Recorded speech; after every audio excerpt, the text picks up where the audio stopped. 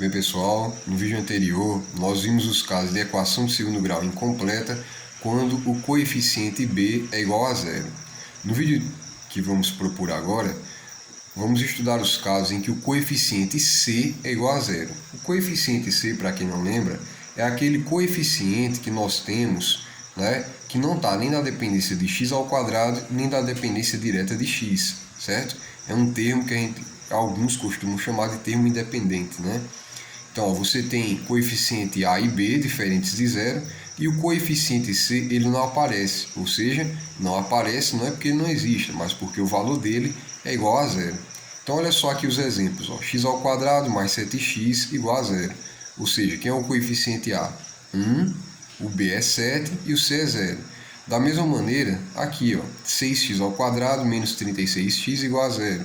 Coeficiente A é 6, coeficiente B menos 36 e o coeficiente C é zero, porque ele não aparece aqui, Só para a gente lembrar a estrutura da equação do segundo grau completa, É ax quadrado mais bx mais c igual a zero, certo? Essa aqui é a equação completa, quando A, B e C são todos coeficientes diferentes de zero. Bom, vamos resolver aqui alguns exemplos e eu vou dar uma dica para vocês e no final eu explico o porquê de x, um dos valores de x ser sempre zero. A gente aprendeu no vídeo anterior que toda equação de segundo grau possui sempre dois resultados possíveis, ok? No vídeo de hoje, vamos lembrar o seguinte: toda vez que c é igual a zero, uma das raízes, ou seja, um dos valores de x é zero. No final, eu explico para vocês basicamente o porquê disso. Então, olha só, tem uma técnica muito simples que a gente pode aplicar para resolver problemas dessa natureza. É o seguinte: primeiro, qual o nome da técnica? Colocar um termo em evidência. Muitas pessoas, no início ali do Fundamental 2, são ensinadas a colocar um termo em evidência, mas muitas pessoas também têm certas dificuldades. Então, como é que a gente vai fazer isso? Primeiro passo: verifica o que tem em comum nesse termo aqui e nesse outro termo aqui. Perceba que ambos os termos... perceba que você tem x ao quadrado e você tem x. Então, você tem x sempre dos dois termos que você tem na equação. Percebe? Então, é ele quem você vai colocar em evidência. Você separa ele aqui, abre um parênteses, fecha um parênteses, igual a zero. Sempre a estrutura vai ser desse formato. X, abre parênteses, fecha parênteses, igual a zero. X, abre parênteses, fecha parênteses, igual a zero. X, abre parênteses, fecha parênteses, igual a zero, certo? Então, assim você coloca o x em evidência. E o que é que vai ficar dentro desses parênteses aí, certo? A regra é muito simples. Você vai escrever dentro do parênteses todos os valores que sobram quando você exclui esse expoente 2 e você exclui o x, certo? Se eu excluir esse expoente 2 e se eu apagar esse x aqui, o que é que sobra para mim? X mais 7, não é isso? Então, toda a expressão que sobra quando eu apago o expoente 2 e eu apago a variável x, certo?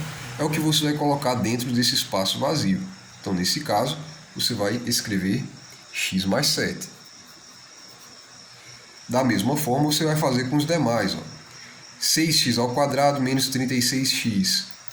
Se eu excluir o 2, eu tenho 6x. Se eu excluir o x, eu tenho menos 36, ok? Aqui da mesma forma, olha só. Excluindo o 2, sobra menos 7x. Excluindo o x, mais 7.000. Vai ficar um pouco apertado, mas dá para perceber, ok? Aqui é a mesma coisa. Aqui eu até esqueci de colocar o x ao quadrado, Na equação de segundo grau, um dos termos tem que estar elevado ao quadrado. Então, se eu excluir o 2, eu tenho menos 20x, não é isso? E se eu excluir o x aqui, eu tenho menos 220. E como é que a gente vai resolver? Eu disse a vocês que sempre um dos valores de x, que vai ser o meu x1, vai ser igual a zero, certo? Então, x1 é igual a zero. E para encontrar o valor de x2, que é o segundo valor possível para a nossa equação do segundo grau? Bom, você encontra quando você exclui esse x aqui, certo? E olha só o que sobra. toda a equação que sobrar depois é x mais 7 igual a zero. Então você resolve essa equação do primeiro grau e aí você naturalmente vai obter a resposta. Então, ó, x mais 7 igual a zero. Equação do primeiro grau, né? Ó, tá positivo, passa para o lado de lá negativo. E aí você tem que x2 é igual a menos 7, ok? Está resolvida a equação. Os dois valores da equação de segundo grau, quando o termo c é igual a zero, são 0 e menos 7, ok? No caso da letra B, né, nós temos um caso onde o coeficiente A é diferente de 1, né? Você tem um coeficiente aqui A sendo 6. Como é que se resolve? Da mesma forma, ó, x1 é igual a zero, em todos os casos, tá?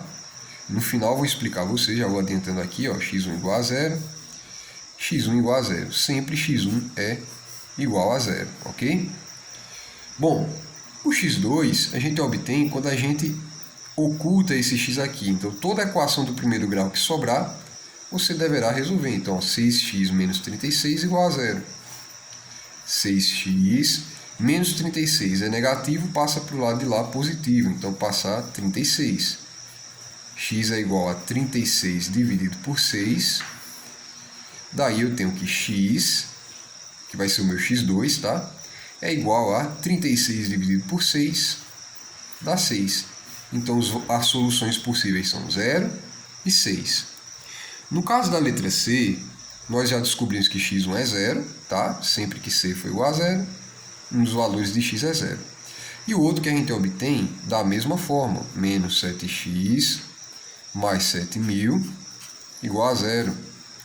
Passa os 7.000 para o lado de lá, né? Você resolve a equação de segundo grau, tá?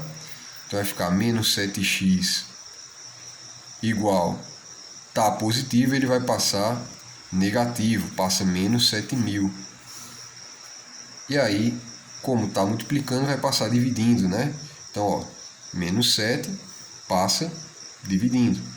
Então vai ficar x igual a menos 7.000 dividido por menos 7, ok? X é igual, faz o jogo de sinal, né? O menos com menos, mais, só lembrar, sinais iguais, fica positivo, no caso de divisão e multiplicação. E 7.000 dividido por 7 vai dar 1.000, certo? Então x2 é igual a 1.000. x1 igual a 0, x2 igual a 1.000, ok? Nesse caso aqui, mesma situação, né? Só que agora você tem, ó, tanto o coeficiente A quanto o coeficiente B negativos. Resolve a equação do primeiro grau. Então, basicamente, o que você está fazendo é reduzir uma equação do segundo grau a uma equação do primeiro grau, ok? E aí você terá menos 20x menos 220 igual a zero. Passa o menos 220, né? Não mexe com x ainda, então, ó, menos 20x igual. É negativo, passa positivo. Está multiplicando, vai passar dividindo. Então, x é igual a 220 dividido por menos 20. Cancela esses dois zeros aqui para facilitar nosso cálculo. E aí você conclui que x2 é igual a mais com menos dá menos, né? O positivo com negativo dá negativo. 22 dividido por 2, 11, né? Então você consegue o resultado de menos 11. Agora a explicação do porquê que a gente sempre admite um dos valores aqui, sendo x1, no caso aqui, sendo igual a zero. Pelo seguinte, pessoal, se você reparar bem, tá? O que a gente está fazendo é o seguinte: numa equação, quando você tem um produto de dois termos, você vai passar um dos termos que está multiplicando dividindo, ok? Se eu passar esse x mais 7 dividindo, olha só o que acontece. Ó. Você tem x vezes x mais 7. Tá? Vou pegar essa primeira como exemplo e ela serve para as demais. Se eu isolar o x, eu vou ter que x é igual a 0 dividido por x mais 7. X, portanto, vai ser 0 dividido por qualquer número, não importa o valor que você atribua para x, certo? Desde que ele não seja menos 7, tá? Que aí tem uma indeterminação. Então, ó, 0 dividido por qualquer número sempre vai ser 0, tá? Isso é uma propriedade, tá? Que existe na matemática. Então, ó, se você tem um valor e esse valor é 0 e você divide por qualquer outro número, a resposta é sempre 0. Então aqui, toda vez que eu isolo x, né, que está multiplicando, eu passo dividindo, essa expressão aqui dividindo zero, você tem automaticamente que é igual a zero. A mesma coisa ocorre nos outros casos. Ó. X igual a zero dividido por 6x menos 36. Não importa o resultado aqui da conta, desde que x aqui não seja menos 6, né? Sempre que você dividir, você vai ter o valor igual a zero. Ok, pessoal? Qualquer dúvida, vocês deixam aí nos comentários. Até o próximo.